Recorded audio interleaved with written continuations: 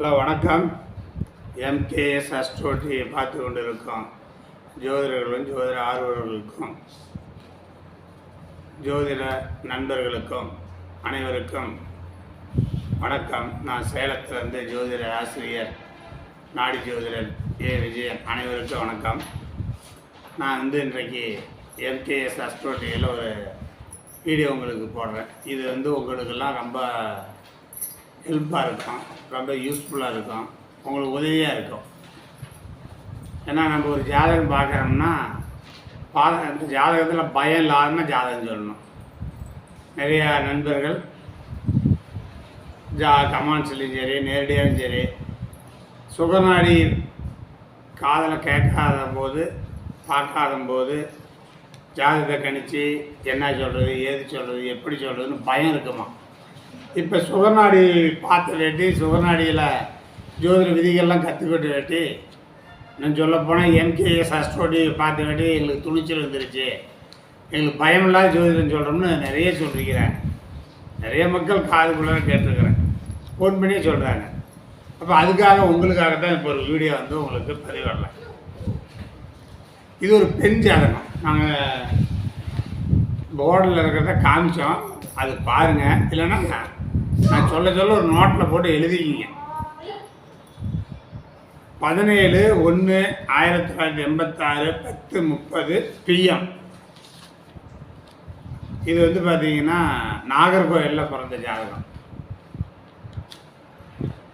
கன்னி லக்கணத்தில் 2ல் செவ்வாயும் கேதும் மாந்தி, 3ல் சனி பகவான், 5ல் சூரியன் புதன் குரு சுக்கிரன், 7ல் சந்திரன், 8ல் ராகு. இது ராசி கட்டம்.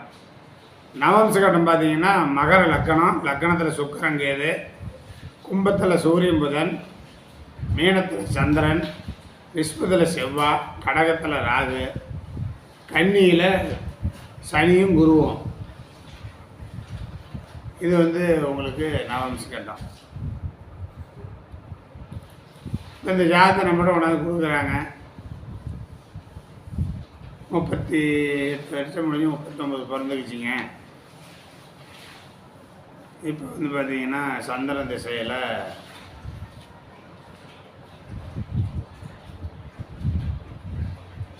ராகு புத்தி ஓடுது.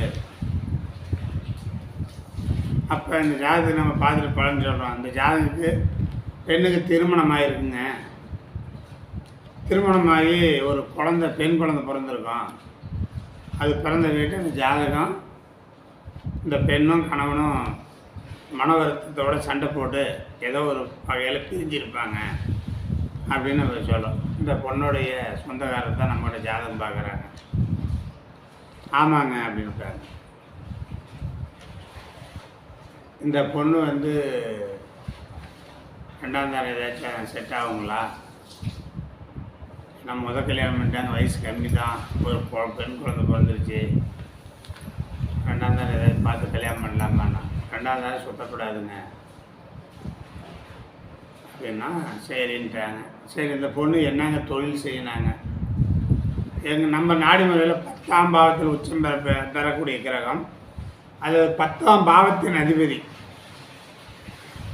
இந்த லக்கணம் கன்னி லக்கணத்துக்கு 10ஆம் பாவத்தில் உச்சம் பெறக்கூடிய கிரகம் எது இல்லை, 10ஆம் அதிபதி புதன். 3 சுபரோடு சேர்ந்து திரியோணத்தில் 5ல் சூரியனோடு சேர்ந்து அரசு கிரகம். அரசாங்கத்தை டீச்சரானு கேட்டேன். ஆமாம் டீச்சர்னு விட்டாங்க.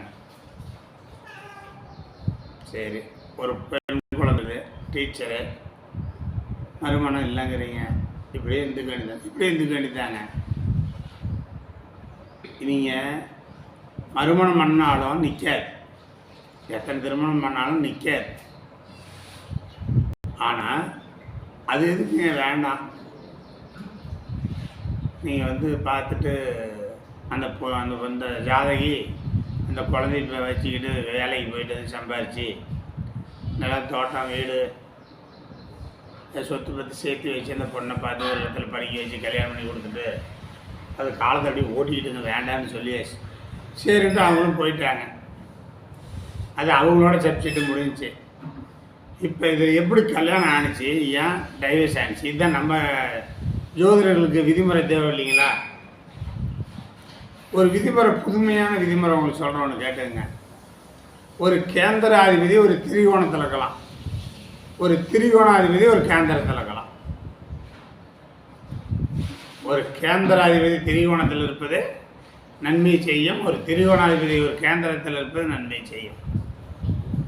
அப்போ இது வந்து கன்னி லக்கணம். 7ஆம் அதிபதி யார்? குரு, கேந்திராதிபதி.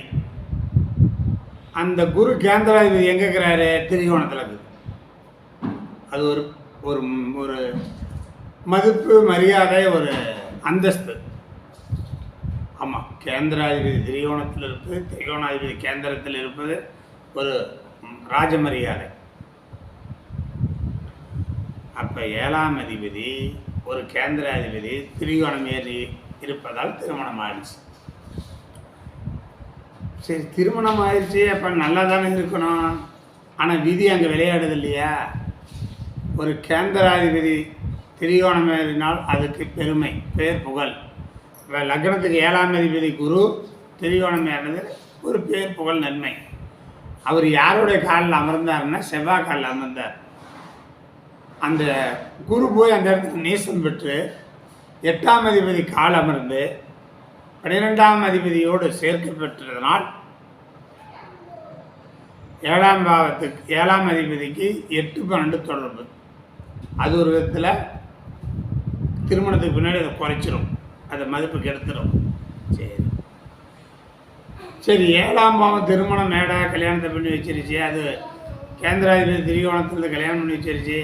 2ஆம் பாவம் குடும்பம் நடத்தணும் இல்லையா? 2ஆம் பாவத்தில் அஷ்டமாதிபதி பாருங்க.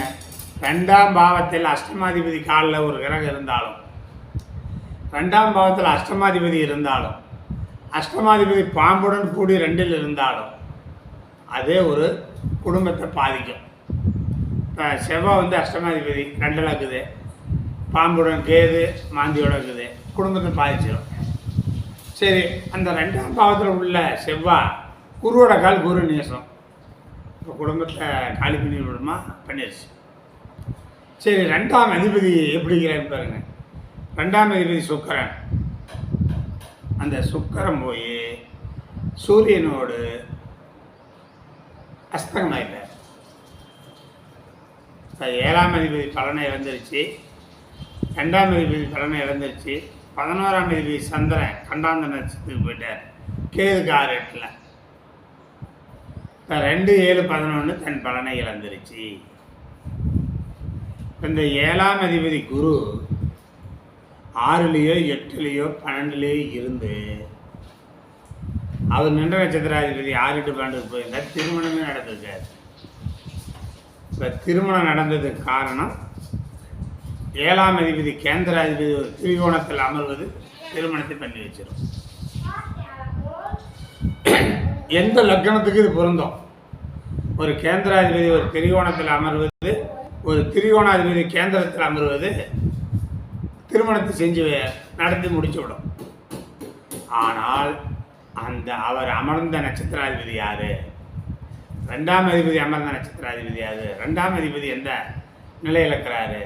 11ஆம் பாவம் எந்த நிலையில் இருக்குது? இதெல்லாம் ஆராய்ச்சி பண்ணிங்கன்னா திருமணம் நடந்து வேட்டி குடும்பம், குழந்தை, குட்டியாக வாழ்க்கை நடத்த முடியுமாங்கிறதுக்கு இதை தான் பார்க்கணும்.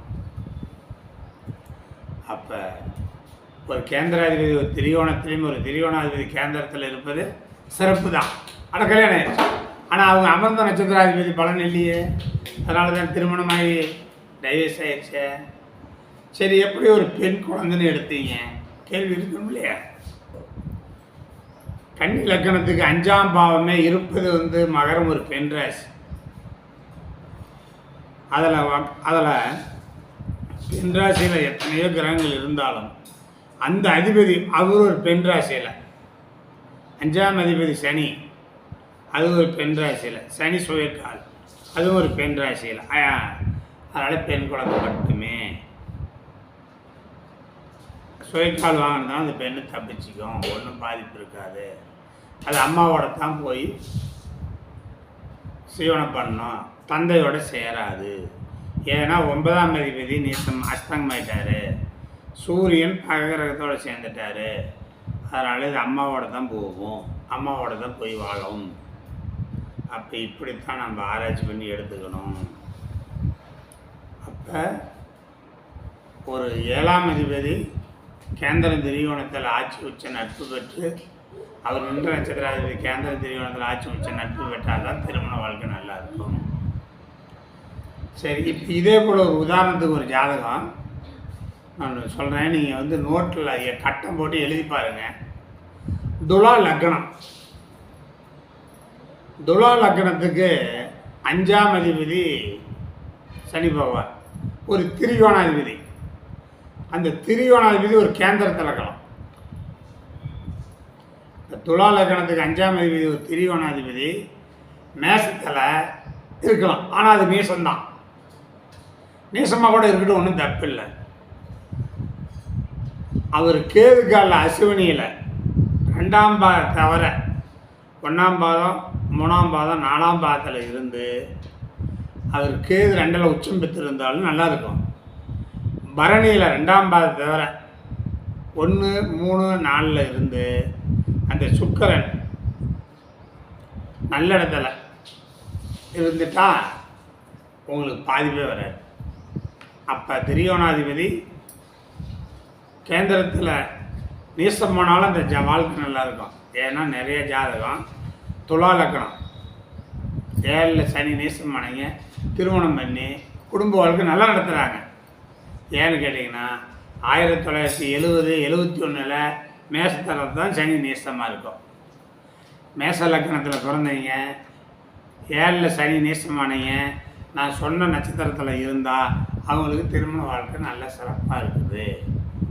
நான் நிறைய ஜாதகம் பார்த்துருக்குறேன். 1970, 71 போய் பார்த்தீங்கன்னா சனி மேசத்தில் நீசம். துலா லக்னக்காரங்களுக்கு 7ல் சனி நீசம். அவர் நின்ற நட்சத்திராதிபதி நல்லா இருக்குது. குடும்ப வாழ்க்கை நல்லா நடத்துகிறாங்க. திருமண வாழ்க்கை நல்லா நடத்துகிறாங்க. அற்புதமாக இருக்கிறது.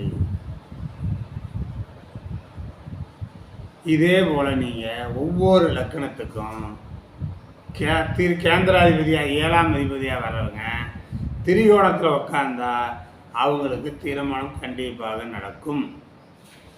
ஆனால் திருமணம் நடந்தால் அந்த திரிகோணத்தில் உட்கார்ந்த நட்சத்திராதிபதி பலமாக இருக்க வேண்டும். எப்பவுமே ஒரு கிரகம் என்ற நட்சத்திராதிபதி பலம் பெற்றால் அது வாழ்க்கை சிறப்பு. இது முக்கியமாக பார்த்துங்க. அப்போ நம்மளுடைய விதிமுறை வந்து நாடி விதிமுறை வந்து ஜோதிடம் சொல்கிறதுக்கு ரொம்ப ஈஸியாக இருக்கா? ரொம்ப ஈஸியாக இருக்கிறது தான். எம்பிஎஸ் அஸ்ட்ரோடியில் பார்த்துக்கிட்டு இருக்கிறவங்க அத்தனை பேரும் அற்புதமாக இருக்குது, நல்லா இருக்குது, பொருந்தி வருது, விதிமுறை நல்லா இருக்குதுன்னு தானே இப்போ ஃபோன் பண்ணி சொல்கிறாங்க. அதை வச்சுக்கிட்டு ஜாதகம் பார்க்குறாங்க. நாம் எம்கேஎஸ் அஸ்ட்ரோடியில் சுகநாடி என்னும் ஜோதிட ரகசியத்தை நம்ம சொல்லித்தரோம். காசு எதிர்பார்க்குறோமா? இல்லையே. இல்லை எம்கேஎஸ் அஸ்ட்ரோடியை பார்த்துட்டு ஜோதிடம் சொல்லிட்டு இருக்கிறீங்களே, எங்களுக்கு பணம் தாருங்க காசு கொடுன்னு கேட்குறோமா? கேட்க மாட்டோம். நான் கற்ற தொழில் மற்றவர்களும் போய் சேர வேண்டும். எனக்கு சொல்லிக் கொடுத்த குருமார்களும் இதை தான் சொன்னாங்க. நான் உங்களுக்கு சொல்லித்தரேன், நீங்கள் 10 பேருக்கு சொல்லித்தரேன் இலவசமாக, காசு கேட்க வேண்டாம். அப்போ இந்த சுகநாடி முறை பார்த்து நாம் ஜோசியம் சொல்லலாம் அப்படிங்கிற ஒரு விதிமுறை அழகாக அற்புதமாக வருது இல்லைங்களா? அப்போ நீங்கள் என்ன பண்ணணும், எம்கேஎஸ் அஸ்ட்ரோ டிவியில் இந்தமாரி ஜோதிட ஆய்வு சொல்லித்தராங்கன்னு உங்கள் நண்பர்களுக்கு ஷேர் பண்ணுங்கள், லைக் பண்ணுங்கள்,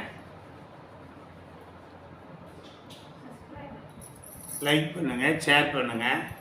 அப்போ தானே நாம் சொல்லிக் கொடுத்த வித்தைகள் பல பேருக்கு போய் நன்மை பெறுவாங்க இல்லையா?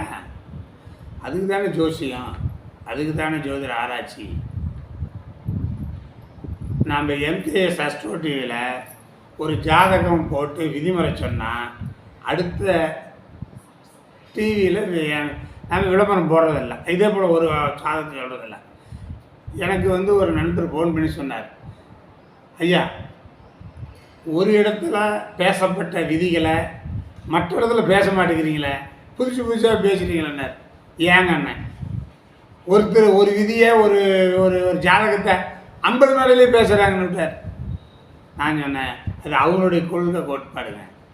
நாம் ஒரு விதியை ஒரு இடத்துல சொன்னால், ஒரு வீடியோ போட்டால் அடுத்த மீட்டிங்லேயோ அடுத்த இதுமாரி யூடியூப் சொல்லி போடுறதில்ல. இதுதான் நம்மளுடைய கொள்கை கோட்பாடு. அந்த காலத்தில் சொல்லுவாங்க, பெரிய அரசாங்கம் வரையக்கூடாது இல்லையா எந்த இடத்துலையும். ஆனால் எத்தனை பேர் பேசுகிறீங்க, பேசிட்டு போகிறாங்க. ஆனால் விதி இப்படித்தான்.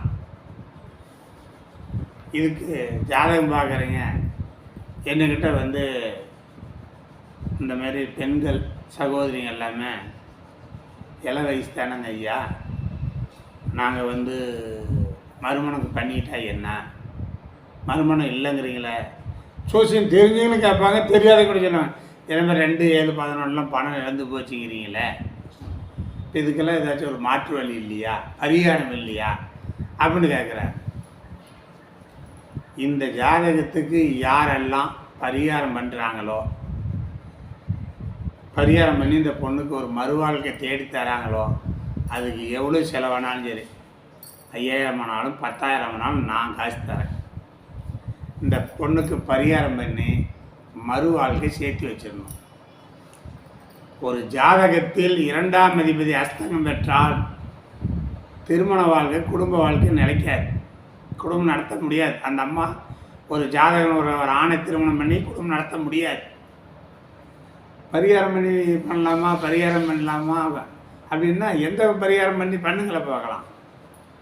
அப்படி பண்ணுறது இருந்தால் லட்சக்கணக்கான ஜாதகம் இருக்குதுங்க நாட்டில். நான் பரிகாரம் சொல்கிறதில்ல, ஆனால் அந்த பரிகாரம் பண்ணி சொல்லக்கூடிய மவராசனுங்க புண்ணியவானுங்க, வாங்க இந்த ஜாதகத்துக்கு பரிகாரம் பண்ணுங்க, அந்த அம்மாவுக்கு மறுமணம் பண்ணி வைங்க, இந்த பொண்ணுக்கு நான் காசு தரேன். 5000 ஆனாலும் சரி, 10,000 ஆனாலும் சரி. இப்படியெல்லாம் ஜோதிடம் பார்த்து பலனைத்தான் சொல்லணும். பரிகாரம் பண்ணுறேன், அந்த கோயிலில் கூட்டி போய் பரிகாரம் பண்ணிவிடலாம், இந்த கோயிலில் கூட்டி போய் பரிகாரம் பண்ணிவிடலாம் அப்படின்னு சொல்லி மக்கள்கிட்ட பணத்தை வாங்கி ஏமாற்றி பரிகாரம் பண்ண வேண்டாம். அது வந்து நல்லதில்லை, அழகு இல்லைன்னு சொல்லுது, அவ்வளோதான்.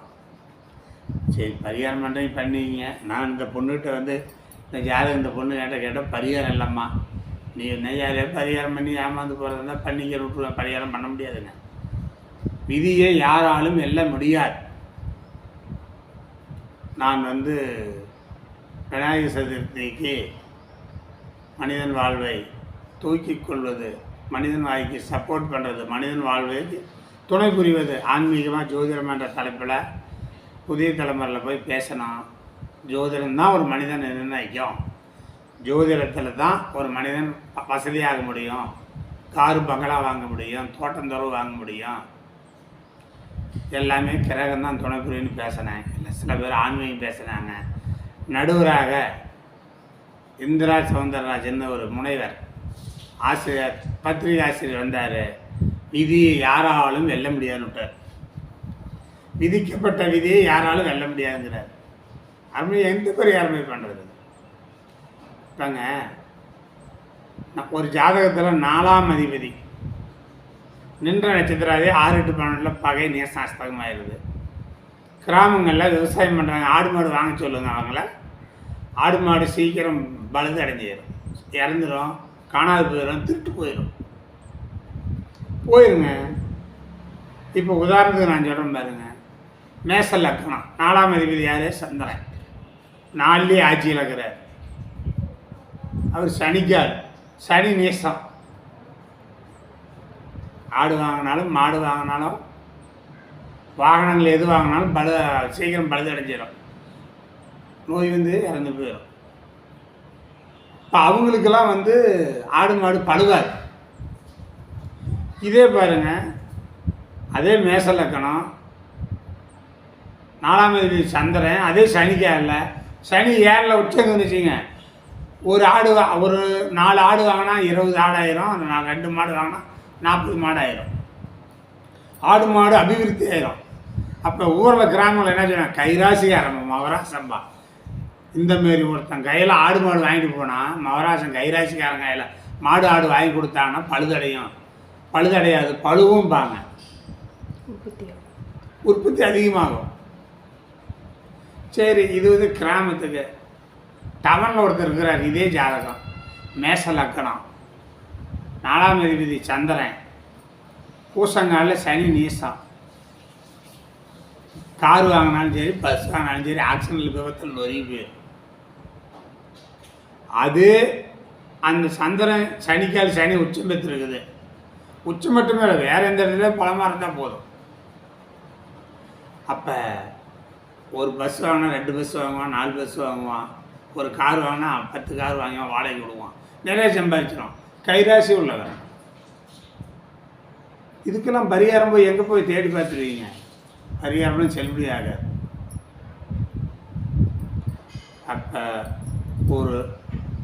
ஒரு லக்கணத்துக்கு 4ஆம் பாவத்தை எடுத்து அந்த அதிபதி நின்ற நட்சத்திரம் அது பலம் பெற்றால் இது வண்டி வாகனம் ஆடும்பொருள் அசைம்பொருள் சொத்து பத்தெல்லாம் செய்கிறோம். ஒரு லக்கணத்துக்கு 4ஆம் பாவத்தில் நின்ற கிரகமாக இருந்தாலும் சரி, 4ஆம் அதிபதியை நின்ற நட்சத்திர அதிபதி 6, 8, 12 பகை நேசம் அஸ்தமாயிட்டா 4ஆம் பாவம் அபிவிருத்தியாது. இப்படித்தான் ஜாதகம் ஆய்வு பண்ணணும். இப்படி ஆய்வு பண்ணிங்கன்னா உங்களுக்கு நல்லா அற்புதம் வரும். எம்கேஎஸ் அஸ்ட்ரோ டிவியை பார்த்து கொண்டே இருங்க. இந்தமாரி புதுமான விதிமுறைகளை உங்களுக்கு வீடியோ மூலம் உங்களுக்கு கொடுத்து கொண்டே இருப்பேன். சப்ஸ்கிரைப் பண்ணுங்கள், லைக் பண்ணுங்கள், ஷேர் பண்ணுங்கள், பிடிச்சிருந்தா பண்ணுங்கள். விதிகள் அற்புதமாக இருந்தால் பண்ணுங்கள், நல்லாயிருக்கும். விதிமுறைகள் என்னிடந்து உங்களுக்கு வரும், உங்களிடந்து பல நண்பர்களுக்கு போகணும். அதனால் எம்கேஎஸ் அஸ்ட்ரோ டிவி பார்த்து கொண்டே இருங்க. நன்றி, வணக்கம்.